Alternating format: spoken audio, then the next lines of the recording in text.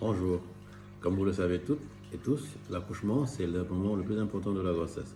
Et ce moment est en général accompagné de beaucoup d'appréhension et beaucoup de crainte de la part des patients.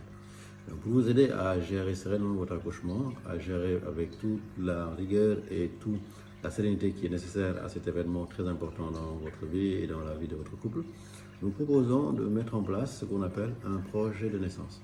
Un projet de naissance est un document que vous allez rédiger avec votre conjoint dans lequel vous allez exprimer ce que vous voulez lors de votre accouchement et ce que vous ne voulez pas.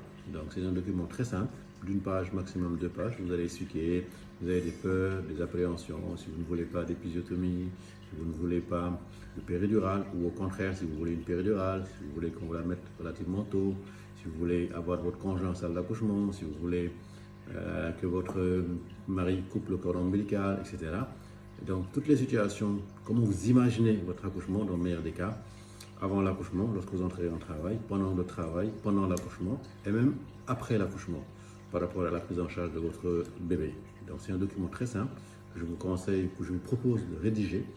Ensuite, vous présenterez ce document évidemment à votre accoucheur, que ce soit votre gynécologue ou bien votre sage-femme. Vous en discuterez pour voir quelles sont les modalités, qu'est-ce qui est faisable et qu'est-ce qui n'est pas faisable. Évidemment, la primeur sera donnée à la sécurité médicale. Tout ce que vous rédigerez dans ce document-là sera sous réserve d'être applicable, sauf hors complications médicales. C'est une complication médicale ou c'est un problème médical. Évidemment, ce sont les gestes médicaux qui vont primer sur ce document. Et vous allez le valider ensemble. Et ce document devra être présenté au plus tard à la dernière consultation prénatale. Nous vous conseillons de le rédiger à partir du 3e trimestre, à peu près vers 28 semaines d'aménorrhée, 32 semaines maximum, où on est sûr qu'on a de bonnes chances que les choses se passent bien pour le reste. Et dans ce cas, vous pouvez écrire ce document avec votre conjoint, le présenter à votre accoucheur, vous en discutez, vous le validez. Et lorsque vous l'aurez validé, ce document sera la feuille de route qui sera utilisée pour votre accouchement. À l'instar des pilotes qui mettent une feuille de route, un plan de vol qu'ils vont soumettre à la tour de contrôle pour leur destination, c'est à peu près ça, c'est à peu près la même chose, c'est une sorte de feuille de route, c'est une sorte de plan de vol pour rapport à l'accouchement prochain que vous avez. Et ce document est très important. Il n'est pas systématique dans notre pays. Dans d'autres pays, c'est fait beaucoup plus souvent.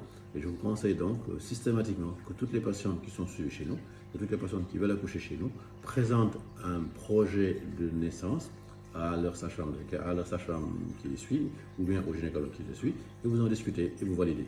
Comme ça, nous prenons toutes les dispositions pour que votre accouchement se passe dans les meilleures conditions, conformément à ce que vous voulez, évidemment sous réserve que toutes les conditions médicales soient réunies.